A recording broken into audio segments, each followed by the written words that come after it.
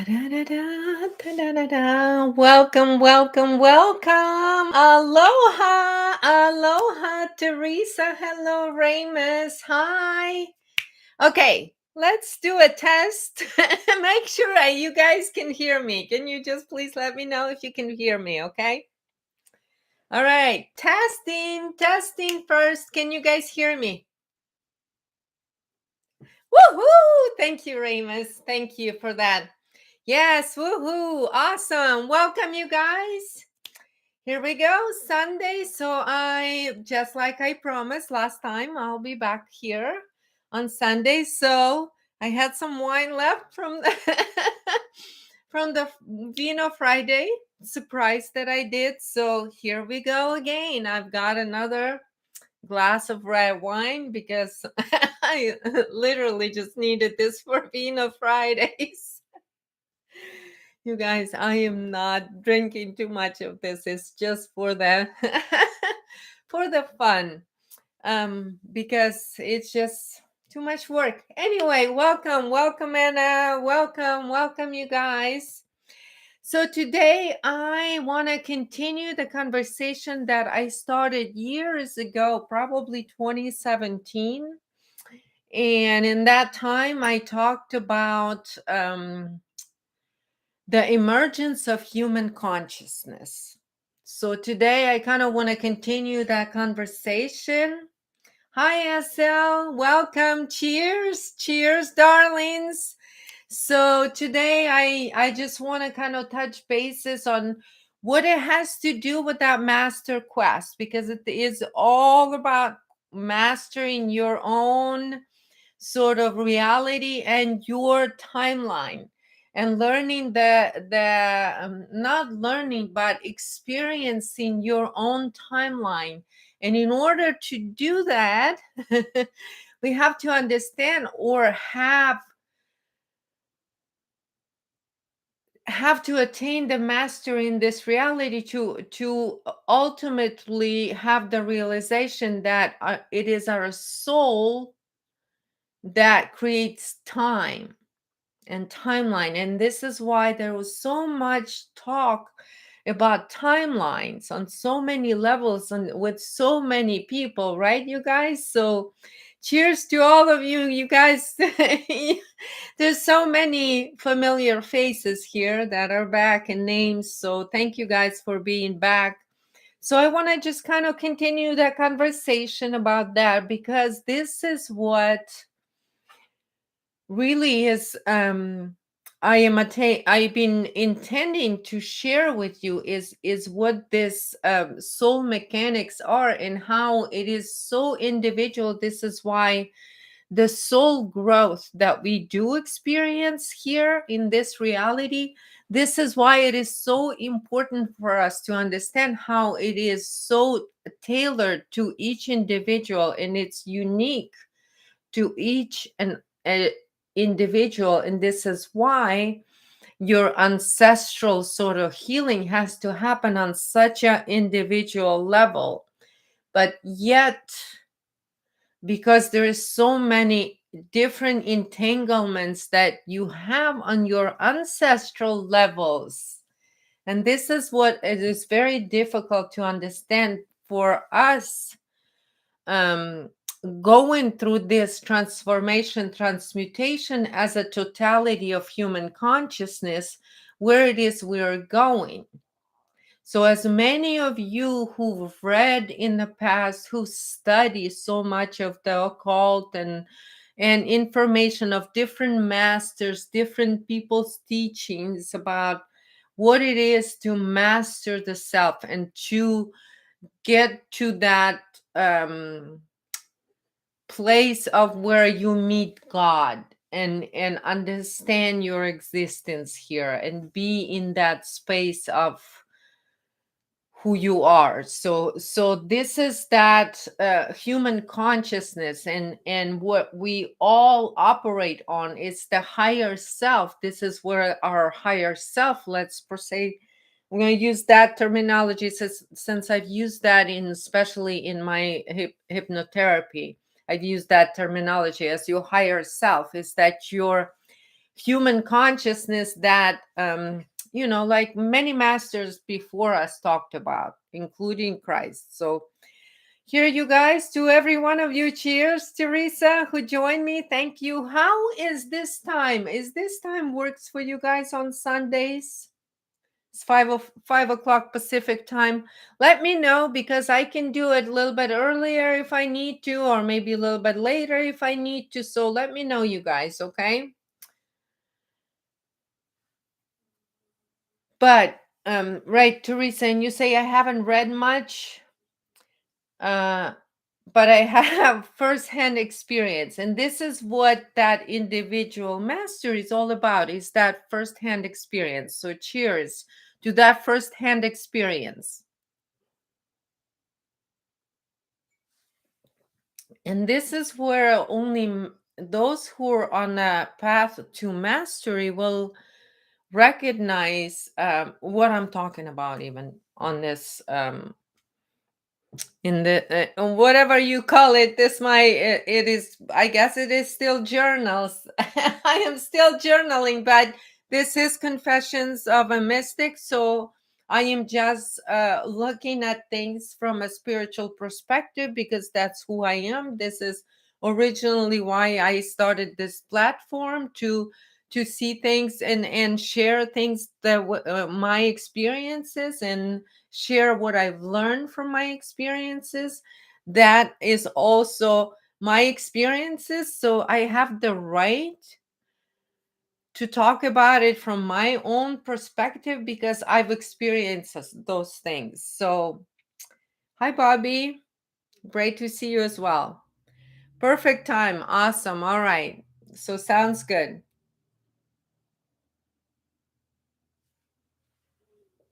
So, anyway.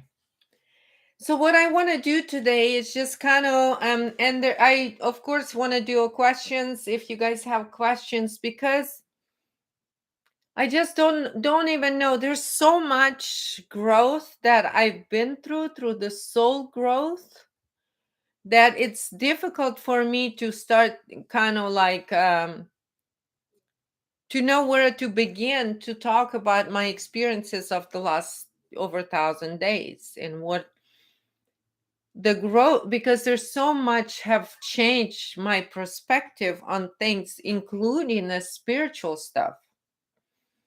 And so the one thing that I can say, that I know in the past I talked about being fearless and all of that stuff, but of course it's tough when, like I was saying, once I realized, once they pretty much assaulted me and all of that stuff, and then kidnapped me, and then in the back of the car I sat there and I realized that I am completely going on faith here. There is nothing else. This is my life could end. I don't know where they taking me. Everything what had happened up to that moment in the car was unlawful. So it was all pretty much. So who is there to say that everything after that is going to be any lawful or any any better, right? So not knowing that, but at the same time, like I said, experiencing that peace and serenity. Serenity is the word that I could describe, the only word for a moment I could describe.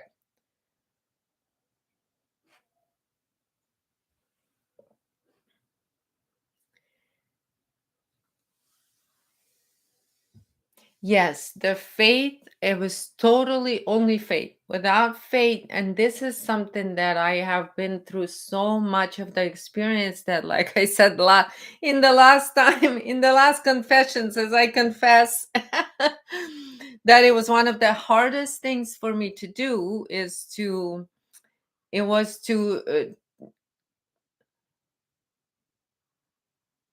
go through this, and starting at the young age, to develop this sort of tough skin towards this reality. When I was young, I mean, I never had anybody on my side. I was always people against me. I always knew that I was born into it, into a test after test after test after test, to develop the faith in order for me to get where I needed to get through.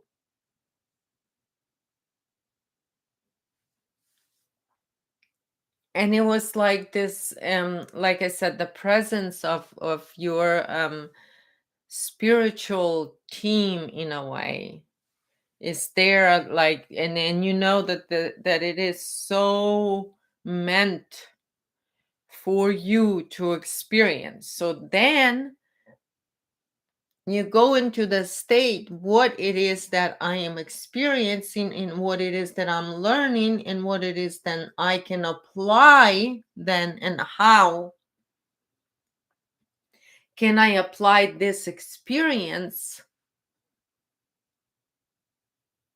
to aid me in my sort of mission for this life, which is to heal all of my ancestral stuff and to close all of that out.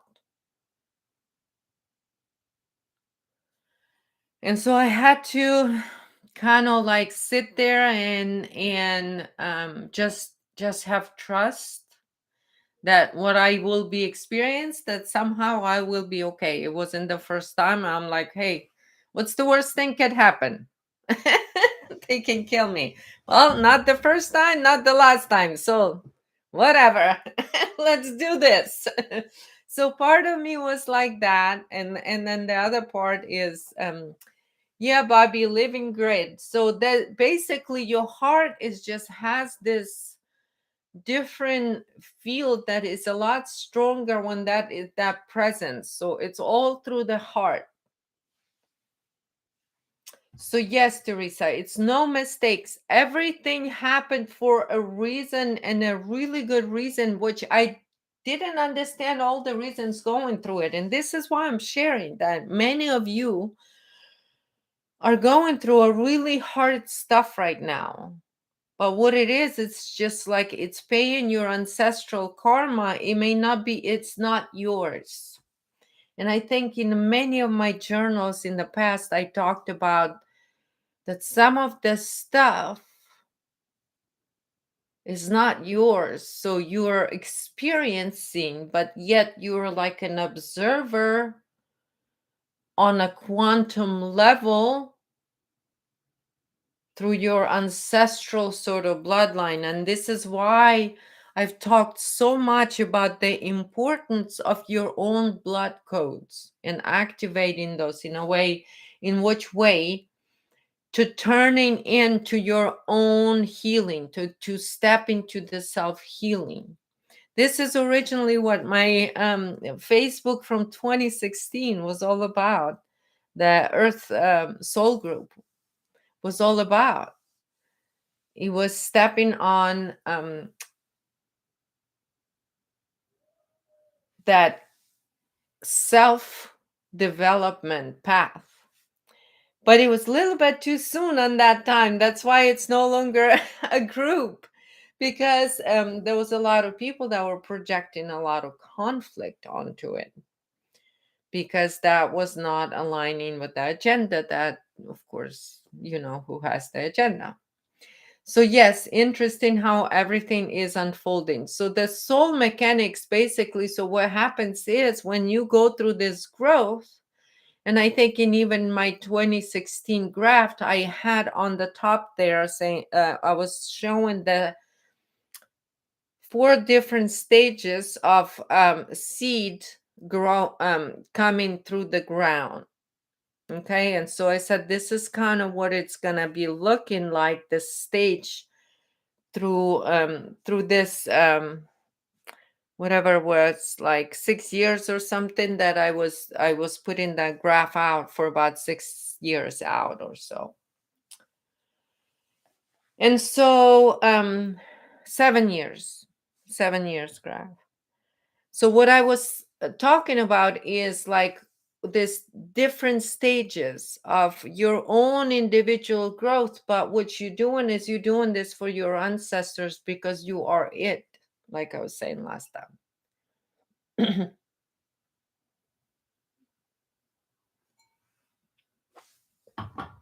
So, when you go through the hardest part, as many people might say, is breaking through the shell of the seed, right? That stage, that's the hardest, the most difficult stage. Yes, it is. And so this is why at that stage, it's really good to do the work so you can have access to that power that the seed of the tree has to remember that it is a tree. And that's how it has the power to go through the process of. So how difficult is it for the little seed inside that is soft to break through that first stage? Is to break through the seed shell. And some of the shells, like apricots, very hard seed, right? So that process and breaking through the seed, and then there is soil. So this is what I was talking about. There's a next stage of growing and pushing towards the light. So this is the stage where you face your own darkness, yet you still have to remember who you are as the light being.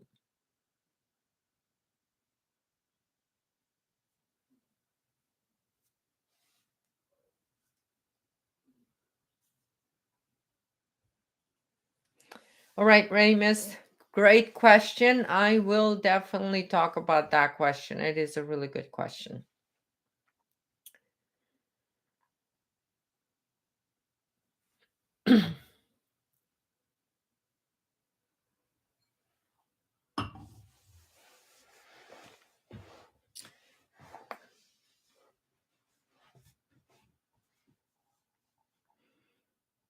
Has been strange, feeling strange, Teresa.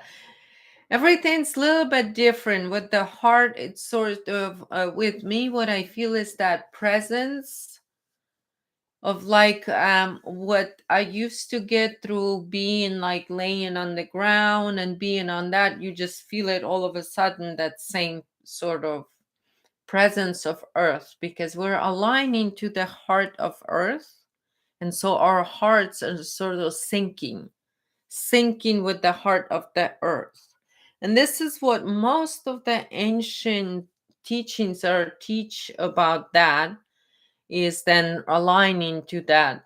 And that's basically that third stage, is once you push through the darkness, now you have to find the sun. And so, hey. So now this, and then so the growth process. And this is also difficult because you'll encounter a lot of stuff on the external that will, because you're just starting, so you're very easy to break.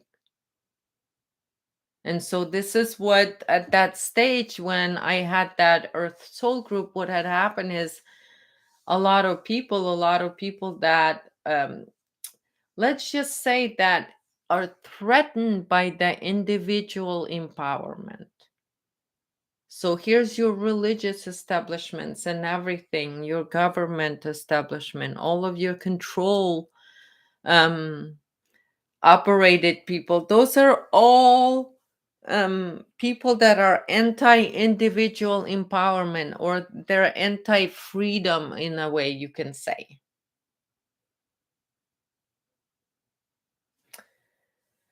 Anna, sole mio. I don't know what that means. All right, but Ramus, let me read your question. How did I manage to handle this double awareness of inner and outer world? It is hard, but I'll tell you a story when I was very young. This is the first I learned of me being different and being aware of different worlds and different things. So, I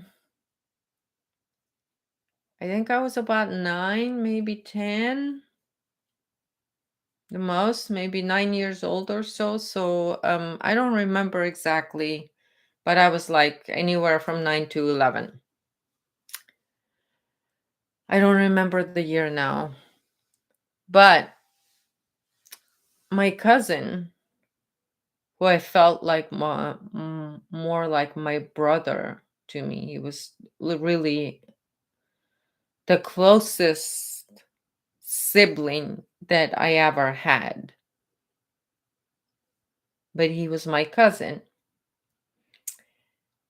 He came home from military dead in the metal casket with the little window. It was during the war with Afghanistan, Soviet Union versus Afghanistan. So what was and what was happening,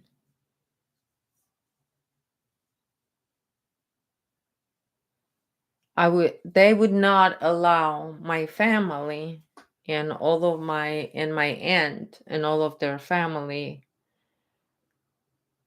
do the process of what they needed to do, because they did not want to open the casket, and so they couldn't see what the why he died and all of that stuff. There's more to it, because there's a lot of that stuff in the military that was done. I don't know if it was done with him, where they would transport drugs in the bodies. And so when they got buried, a lot of that was happening in Soviet Union.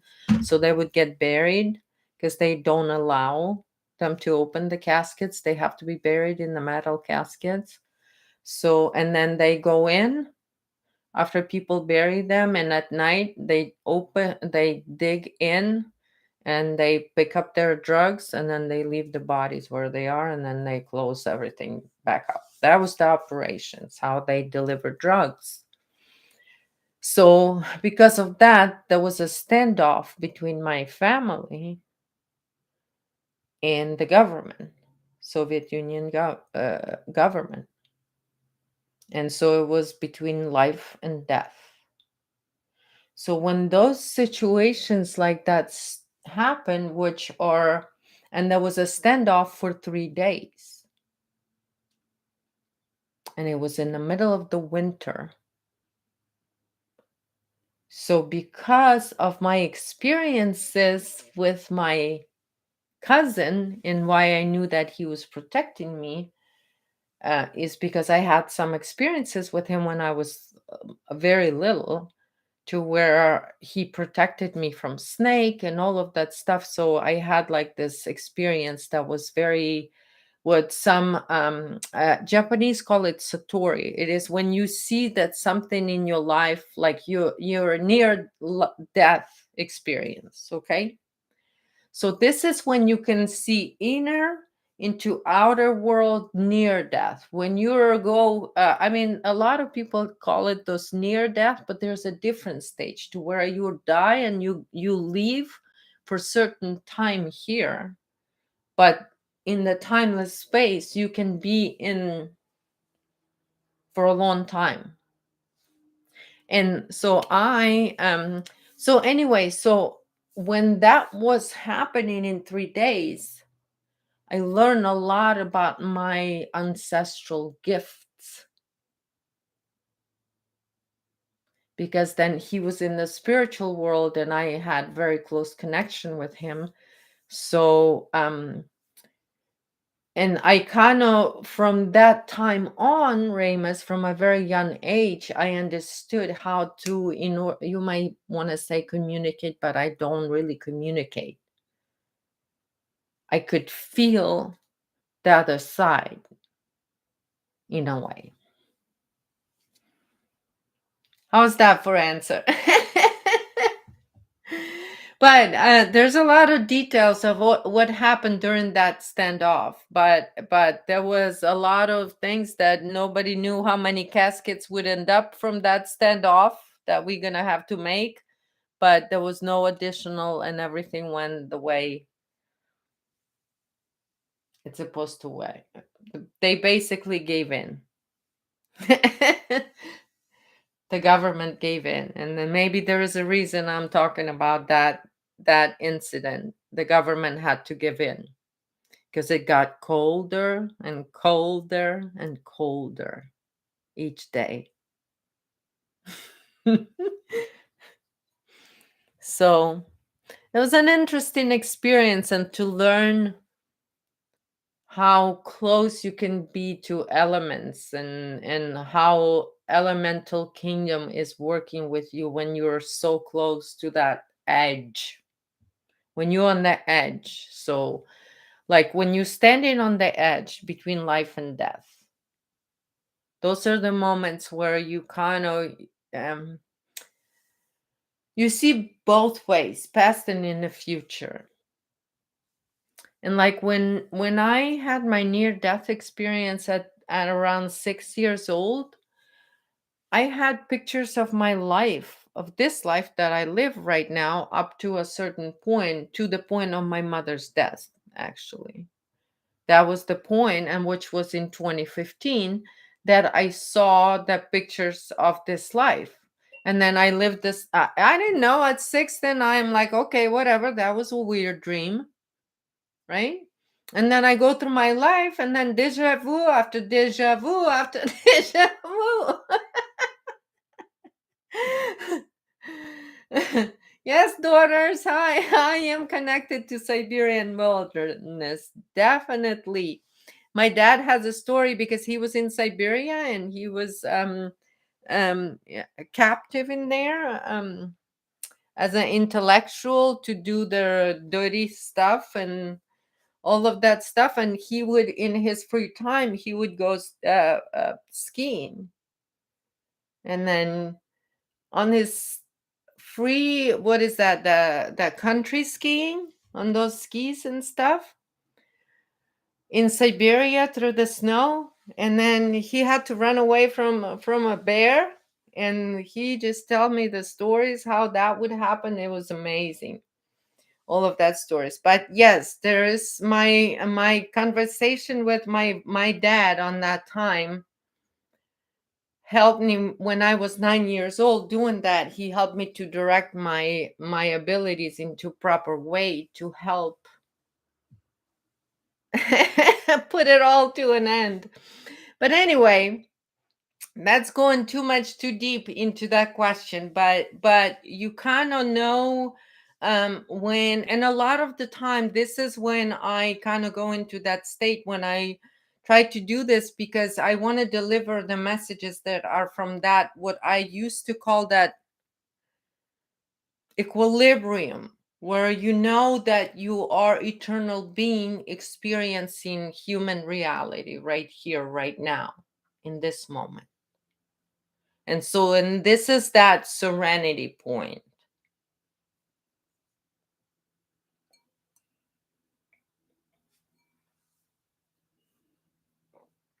There is like certain alarm point in your body gives. Exactly. And this is what it's like. It's almost like it's a lifting of energy into the point to where you see you're experiencing something, but you see it already from a different perspective. And your mind is in alignment. And this is what had happened when they brought me to jail.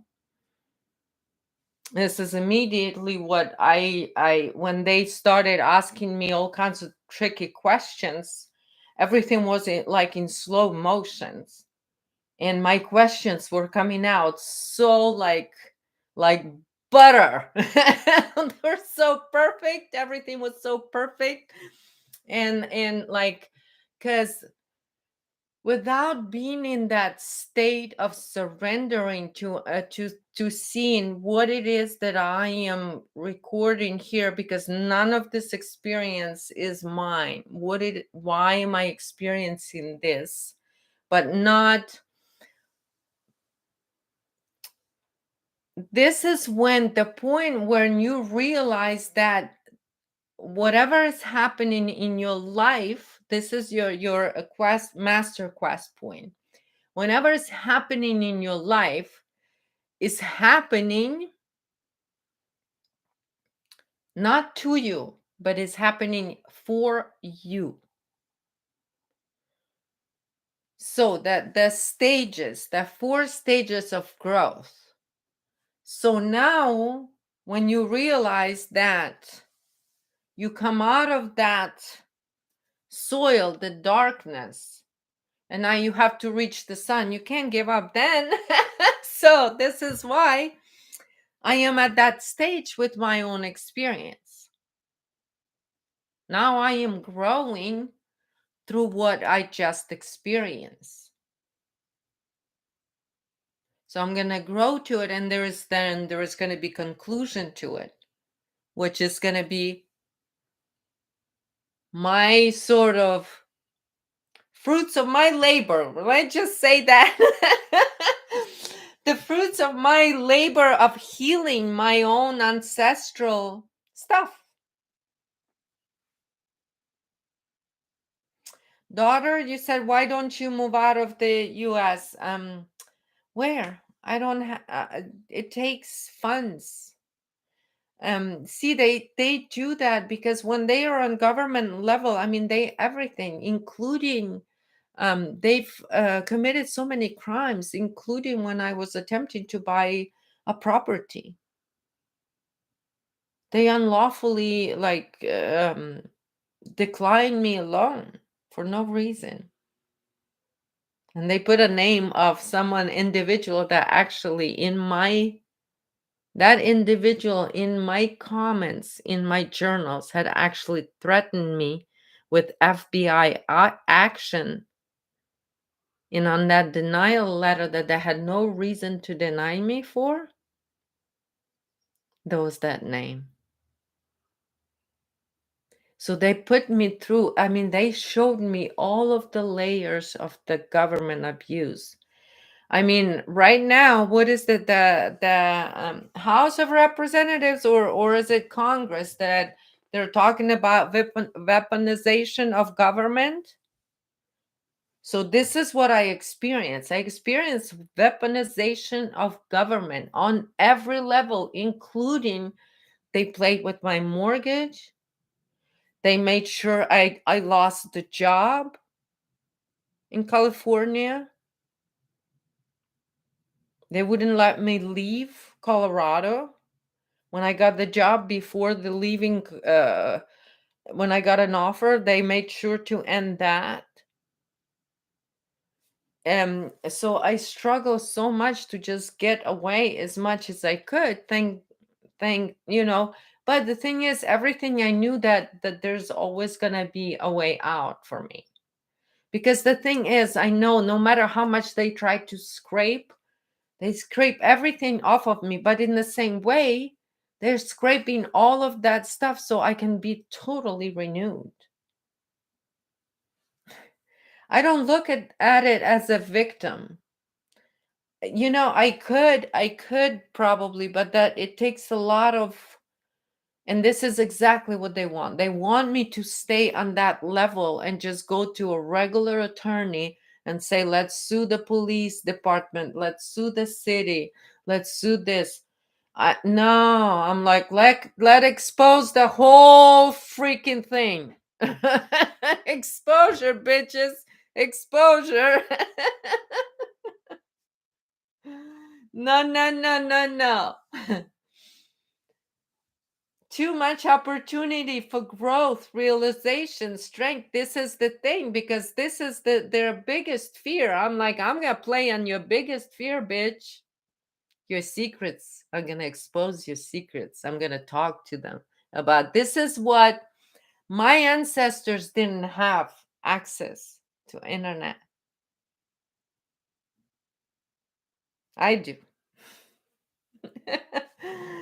So, yes, completing contracts. Teresa, great question. I did a bloodline closing of contracts that Carrie, the one that helped me out with my hypno sessions and my investigations into the spiritual side of the land that I needed to do the work with, to work with. I did that with her, that work with her. So anyway, she has developed this bloodline contract sort of thing, and this is all also through kind of like a hypnosis and how to, because she works on uprooting original infection and then restructuring that in sort of, so she developed that bloodline sort of cleansing ceremony, and then you close all your contracts. So I did that ceremony. This is what helped me to I did that mostly kind of for like my future, because this individual over here. Oh, where is it? Hold on. When he was attempting to put did a lot of work on my son, the dirty work.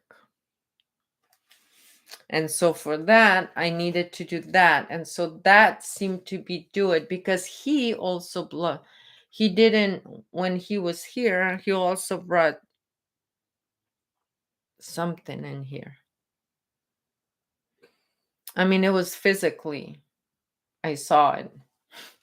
Because spirits were like, oh, go upstairs. You forgot something. I don't remember what I forgot, but I go upstairs and I see him with the black magic stuff. And he was keeping it in the corner of his of his closet.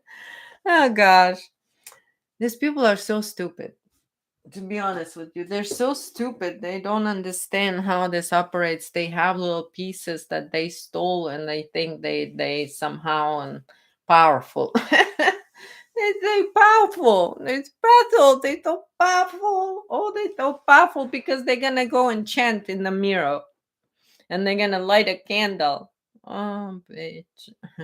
You don't know the power of God at all. When you think you're gonna do that.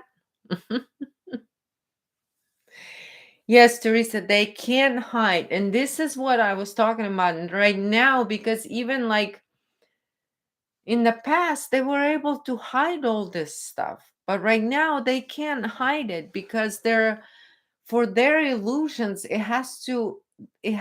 people have to believe. And in order for that belief system to survive, they have to constantly feed in the fear, because originally the belief system has attached through fear.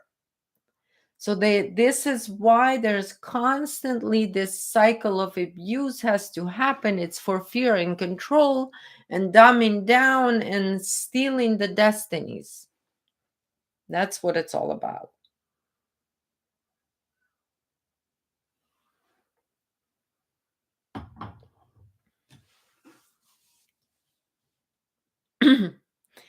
So, but the other reason, daughters, why I am not out of the United States is because I always have Most High to listen to. And so I go where I needed to go. I end up exactly where I needed to be. I'm always there at the right time, at the right place. And there's no always I'm always in divine timing, because I also accepted the other side, that because of those abilities that I had from a young age, I have the awareness to see, that I'm not, because I was, when I was a young child, I could predict a lot of things. Okay. So because of that ability of seeing somebody's sort of, I don't know, I guess it's a side effect of being between two worlds, between death and being alive, to kind of see how the hologram works and operates. And then you can feel, and this is why, like, when they experimented on my father in Siberia, they would kill him, bring him back to life, kill him, bring him back to life, because they were trying to get out of him the things, all the things, how the spirit world operates. They really wanted to know that. So anyway, so they would do those experiments on him. One time he was dead for 16 hours. 16 hours. Gone. Covered with the sheet. And then boom, back up. So they want access to that sort of realm. But the thing is that the more they did that, the more he could see all of their lies and all of their manipulations, and it was easier and easier and easier to see them. So this is why I say, through experiencing what I've experienced on all this government levels, city, county, state, Department of Justice, Government Accountability Office, um, District Attorney's Office, Office of State of Colorado. Everyone that I've experienced, what I've experienced, is just like, you see how actually limited intelligence these people are. And that's exactly why like people that mastered, and they say, and my grandma used to say, the day you realize you can't fix stupid people, it's going to be the happiest day of your life. And this is basically what it is. You just can't fix stupid people. They are who they are. It's like, when I was in jail, and because I have allergies to a lot of things in chemicals in food and stuff like that, so I just asked them if they can just give me something vegetarian, or vegetables, or an apple or something. And so instead of giving that to me, they just put an apple in front of my window, my little window. And I thought, what a cute how cute, they have a little sense of humor. How creative is that? You know?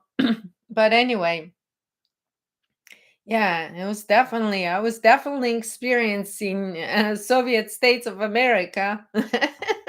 Like, no doubt about that. Stalin's plan definitely worked. Definitely worked. Oh my goodness. Anyway, so but you experience then, you can kind of see it from a different perspective. And you can be in that neutral state, sort of in that equilibrium throughout it. But what is frustrating is that, which was now I now understand what was frustrating for my father, is to know that there is no way you can change anything, because it was too late. Because the Soviet Union and the Russian government got infiltrated from within. The Tsar got infiltrated. His National Guard got infiltrated from within. So the Tsar got infiltrated. So this is where the original infiltration was there. So I understood imagine how frustrating it is to see what that not catching that infiltration from within does to a nation, and what happens, and how much rivers of blood then got created through infiltration. Same with the Second World War, especially in Ukraine. This is why Ukraine is so hot, because it's not just communists, there's Nazis. Okay? And Ukrainians know really well both the Nazi and the communist oppression. And Ukrainians know the difference between those two, while Americans are freaking clueless. What propaganda is Nazi? What propaganda is communist? And this is why I said that both of the parties, political parties, and since I have not until this point been political at all. But Bob Mueller wannabe in District 20 of Boulder County had accused me of Russia collusion. And so now he accused the Ukrainian of Russia collusion. Dum. But he wanted to be Bob Mueller. He wanted to be Bob Mueller, so he wanted to accuse somebody of Russia collusion to get his points. Yes, Teresa. It's funny shit. I'm like, I am the least political person on the entire planet. I'm getting accused. I'm like, oh shit, what a funny story this is. So here, Russia collusion. I show you Russia collusion. So now, but well, since we're gonna get to know what Stalin's plan was, how to trick America to take the 3 pillars of freedom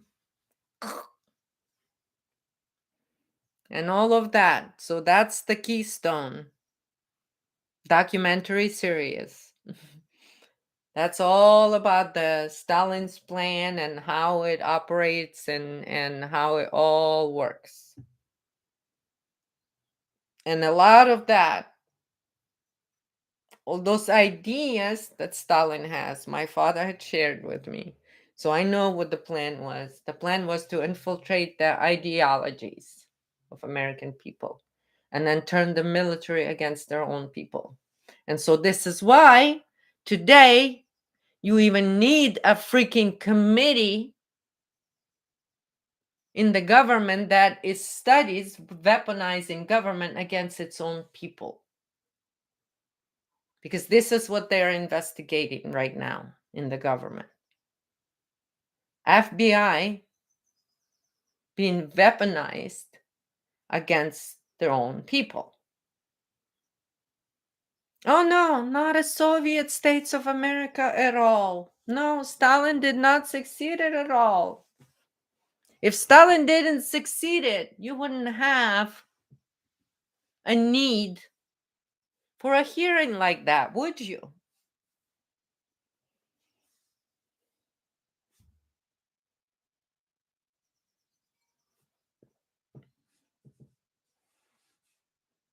No. And to turn the military against their own people. So here we go. We haven't seen anything yet, Teresa. We're gonna see. Has the American military been turned against their own people or not? They already don't look good for FBI. They look a little silly right now. They're trying to figure out how to cover their asses. Mueller's coming up a lot. But Mueller wannabe, you next. Get ready. Get ready.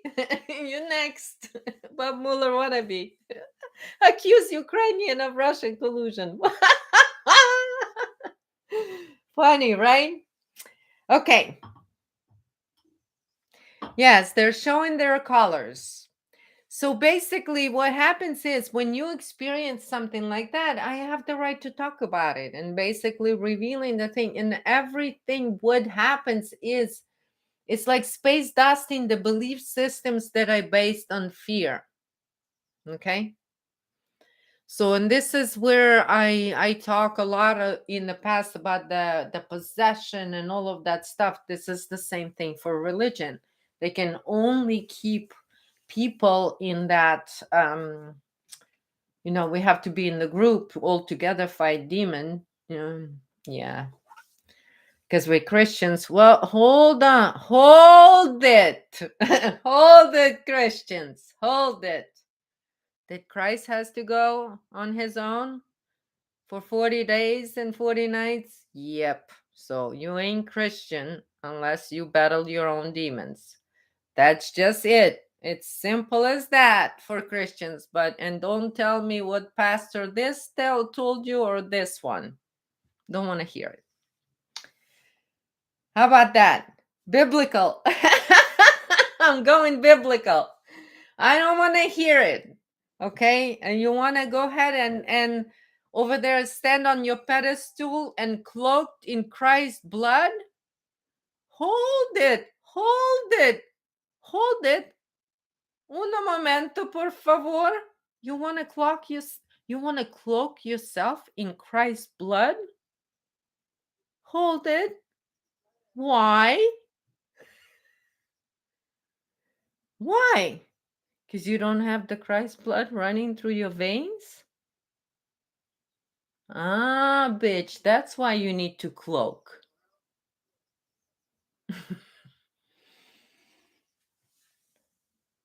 This is why the Satanists wear cloaks, because in the world they present themselves as Christians. Yeah. How's that for that Pope? Is he dead yet? Did they announce him dead? Are we having a new Pope or no? I haven't seen news in a while. I just know through a different channels that there is a hearing right now going on about FBI weaponizing government against its own citizens. So we'll see where those clowns will come up with. All right. A new fish head weirdo. I know they need costumes in order to be close to God. Yeah. Yeah. Mm. Yeah, that's so take after Christ. Totally. Totally. What was I thinking? What was I thinking? Calling them a spirit of antichrist. Yeah, they totally go after Christ. They're totally following the footsteps of Christ. That costume. The Pope needs a costume that his tail is like what, 6 meters long? Did Christ need a 6-meter tail cover or no? No, I don't think so. Didn't think so. Don't think so. All right, you guys. I actually had a couple of sips of this wine and it's getting to me.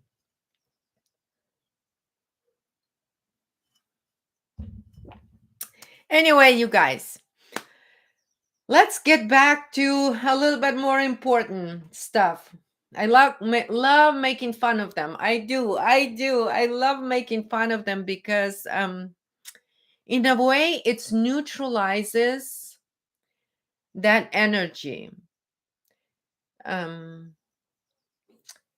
Thank you, daughters. I've been through a lot, and there's always the thing is that for me, the freedom of my soul and going through that and being true to my soul and not giving in, because this is what I had. My handler wanted me to submit, and so I was like being attacked from every side.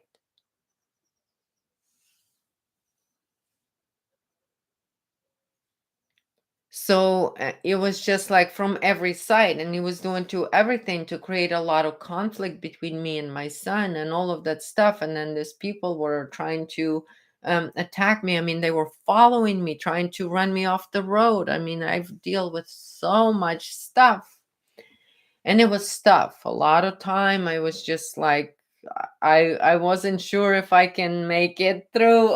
I'm like, okay, I am not sure. One time I was tough because once I moved to California, they all of a sudden decided that they are gonna tell me that I cannot leave the state. And so um I have no job anymore in Colorado, and so I had to like lose all of that and go back and stay there. And at some point, 3 months over there, but I took that as sort of my way to work through some of my ancestral stuff because of where I was at the time. And I said, okay, where I am, I'm never in the wrong time, so I'm gonna work through it. And so that's what I did for that 3 months. And this is when was another near death experience because I needed to see something, because what was happening is I was being attacked on the spiritual level as well on that time, because someone was hoping that weren't gonna make it. Bitch. I was not gonna make it. You kidding me? Are you kidding me? The spirit inside of me is unbreakable. It is so powerful that there is no weapon formed against me will prosper. That one I know. And I told you, no weapon will prosper. So when you're making those weapons, darlings, whichever be it, spiritual, intent, whatever, keep that in mind, darlings. Keep that in mind. This is just a little side note. For those of you that keep watching, see how how your projections work on me. No, they don't. They don't.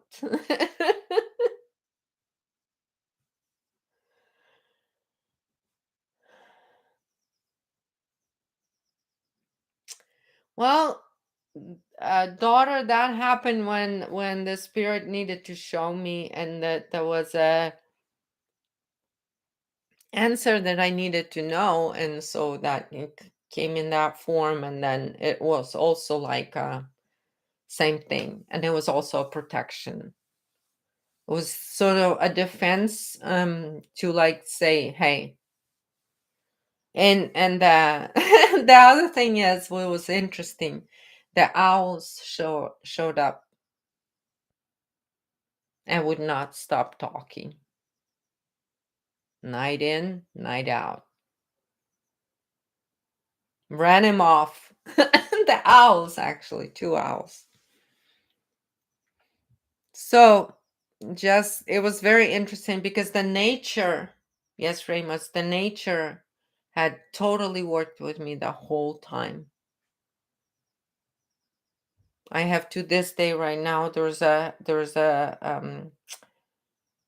red-tailed hawks that came in, and they created their nest, and now they have their young right now there.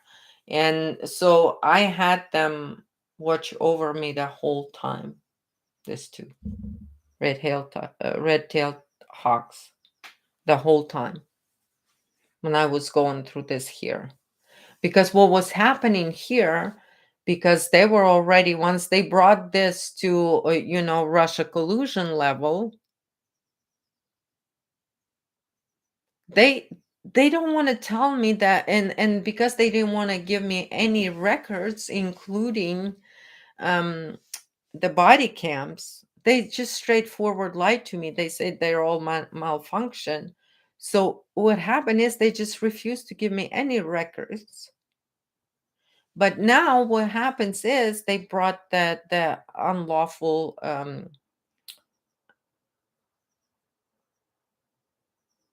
surveillance to a next level once they did that.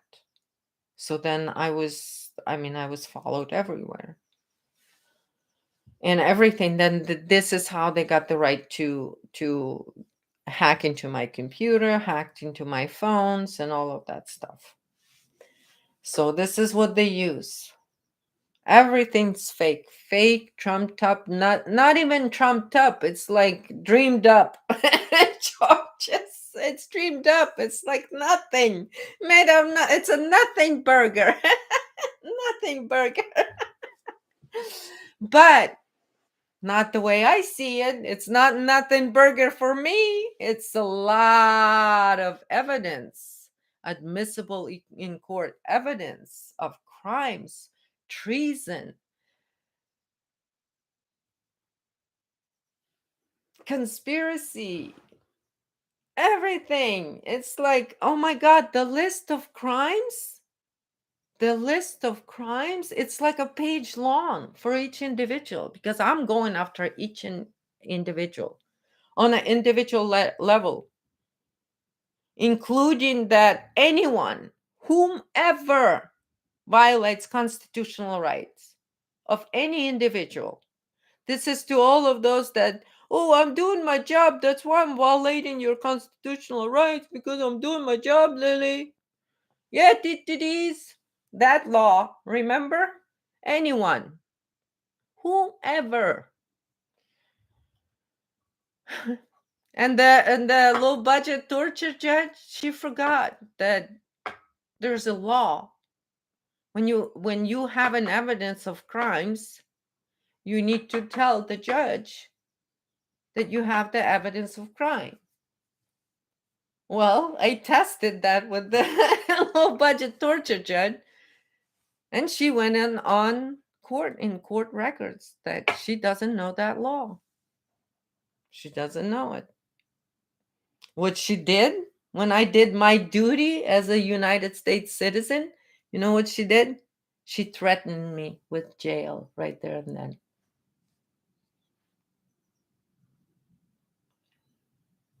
And then when I filed the crimes with her, because I need to make sure that also all of that is going to be then admissible in the military court.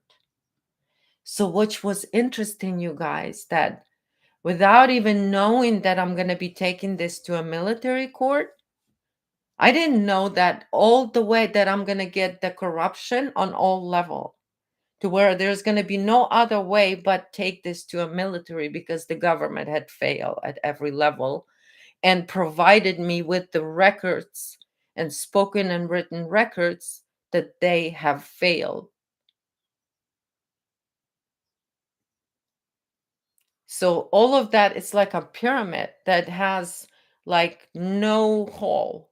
It's all, it's like a, and so it's like, so basically what happened without me even consciously knowing what I was doing, what I was just trying, I was just trying to put some sense into things and say, hey, judge, let me file this with you and see what you think. But what ended up happening that when after I filed that that they tried to attempted to kidnap me without anything. And so once I filed that, she threw me in jail for a week. And this is where major abuses have happened. And so when I came out of that, this is when they tried to kind of like stop me where I moved already here, and then they decided that they're gonna create this new rule that I cannot leave the state now. And I cannot, and the other one was I was staying with my friends that had a lot of guns in their house. And then the other thing is they said I cannot be around guns. Whoa. So I had to immediately find a different place. So they constantly keep trying to set you up, keep trying to set you up, trying to set you up with something to put you back in jail, to put you back in jail. And so you give up. You give up. And then every time you try to get an attorney, my point already, what they started doing, why once I even would find the people who helped me with money, then the attorneys would just tell me no. They would not take me even if I had money. They would not want to take me. So I had to just kind of, so they're just like wear you out to nothingness. So you give in and you submit to their whatever, then they take control and then they make it look like it's all legal and all of that stuff. But I didn't know on that time that what I was doing is I'm just recording all the evidence of all of the abuse, because how do you prove in court that the Boulder County illegally seizes children without showing it on record that they do that? Well, I went through that process because each and every one in Boulder County for last 25 years have been very closely tightly knit legal system where they protect the abuse of children. John Benet Ramsey, right? So there is a big sort of tight knit protection there. So by me going through that, I could see how they steal children unlawfully. This is why I had to go through it. So I can sit in there for a week and talk to these people about their children being stolen from them. And I sit there, oh, this is why I am here. Because most of the people in there are mothers that are their children are being taken away from them unlawfully. This is what's going on in Boulder County. This is what's going on for 25 years. There has been a supply of children that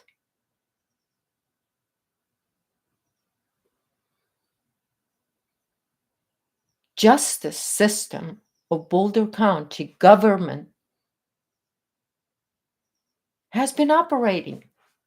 This is what I was documenting as an investigative journalist. I had to go through the process of them trying to, but with me, I didn't have a child, so they went after my money. Everything I had, every penny. So I can't pay my bills, so I end up homeless. I end up without anything. And I had to go through that whole process in order to understand, because originally I wanted to know, how does a government turn into a pedo club protection services? How did America end up with the justice in their Supreme Court that is the most pedo-friendly judge in the whole of the country? And its record, by her record, she is the most pedo-friendly judge. Those are the questions and those are the facts that I'm looking into for the Keystone documentary series. So of course I'm going to go through to understand how the cover-up operates. But what I found out is that it's been in operation for at least 25 years.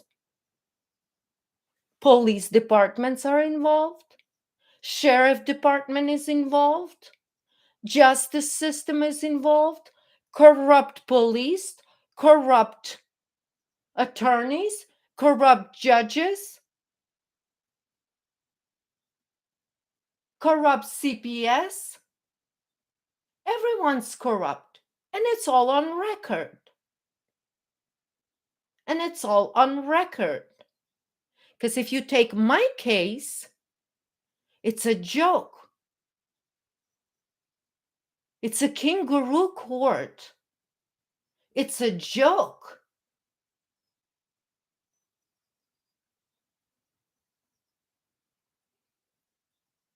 And you think that these clowns can figure out who killed Jean-Benet Ramsey? They've been covering for it. They've been covering for it this whole time. To this day, they cover for it, including media. Including media. And this is why they put me through what they put me through. And they thought that taking every penny away from me was gonna make me submit to worship their fucking demons. Bitch! Think again! Bitch! Go wash your rectums, everybody, and then go to your meetings and travel up each other's rectums. That's what you should do. Instead of planning my death, that's what you should do. That's what you should do. Anyway, I'm over an hour, you guys. Thank you for listening to my rant, everyone. Yeah, go wash your rectums and then go travel up each other's rectums so you can understand the occult better. You fucking idiots. Because they graduated from Harvard, half retarded. So anyway, you guys, yeah, so I'm kind of like, I let it loose today. Thank you, Teresa. Thank you for understanding. It's just when you're dealing with that type of people, and you just go, wow. I mean, wow. It's just, it's sad. When I was back in there for a week, I cried for most of it because of what I was seeing and what I was realizing. I'm like, oh my God, this is an unlawful, a child trafficking system. This is just happening right here, right now in America. This is what I'm watching. This is what I'm watching.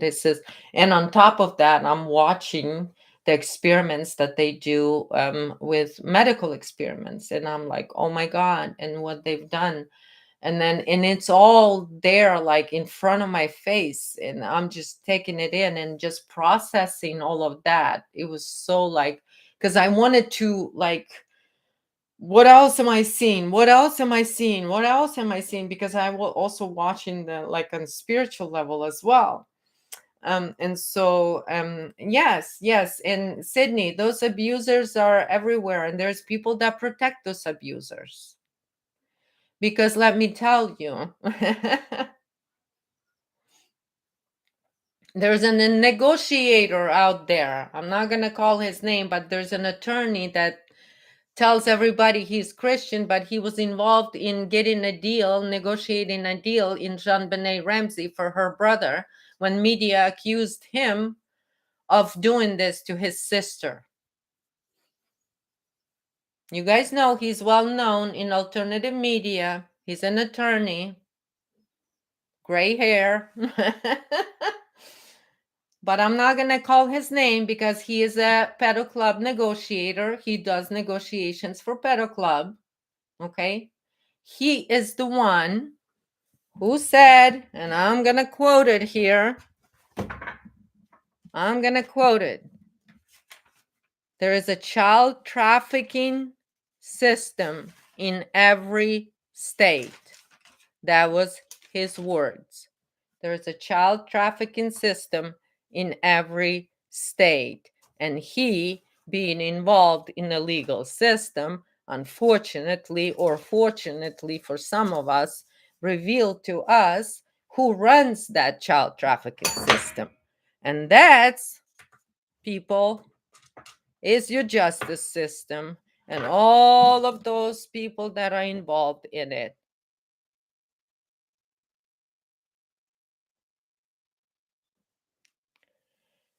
The real pandemic in this world and in this country is child sex trafficking.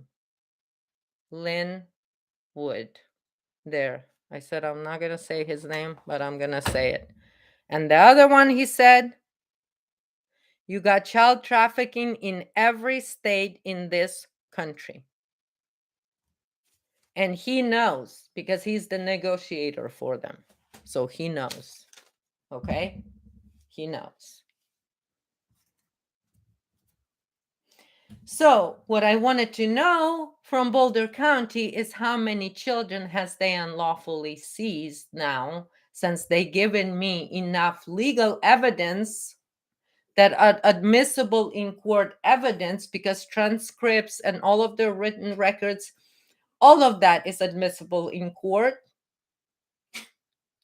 And they already demonstrated that they're incapable of doing anything.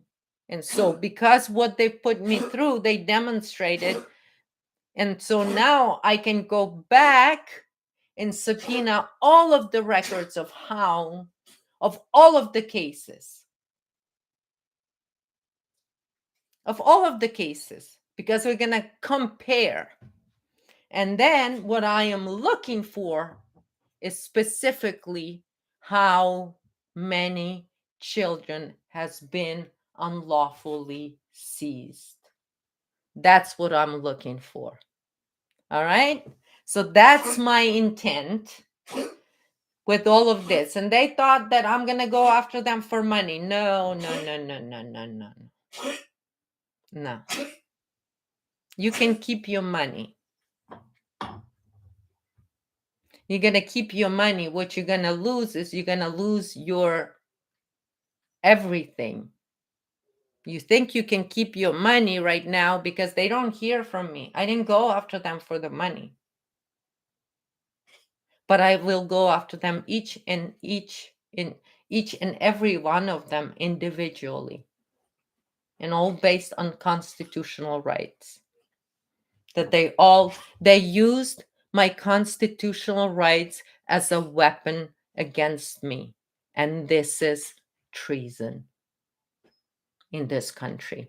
And this is the evidence that I've collected. And this is what I have. And this is why it is a military case. Because they are not capable. DOJ clowns are not capable. And those of you that have half a brain, you would understand. And that's not you guys, but this is just a little bit side message here. Would understand that the clown show that DOJ performed for you that called Ghislaine Maxwell trial, that was just a clown performance. There was no real trials yet. But if there is no real trials ever, there is no more America. So I'm going to end on that today. Because those trials need to happen. Excusez-moi, Nuremberg trials 0.20. The bitch's gotta go. The bitch has got to go.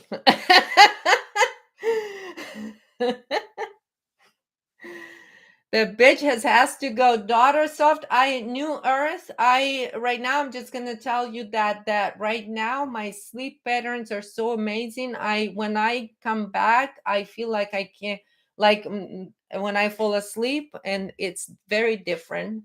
Right now it's so peaceful. My nighttime is extremely peaceful right now, and I know that the battle's been over. So I'm experiencing definitely something totally different in the dream state. Yes, very different dream state feelings. Extremely. So it's like I feel so very transformative right now. That's the energy. Very transformative in the dream state right now. Healing, a lot of healing through sleep. All right. Love you guys all. Oh my God, 1 hour and 20 minutes. Mwah. Thank you all for being here. I really appreciate in each of every one of you, everyone out there. Love you all so much. You stay wild out there. And so then I will see you next Sunday. Mwah. Bye.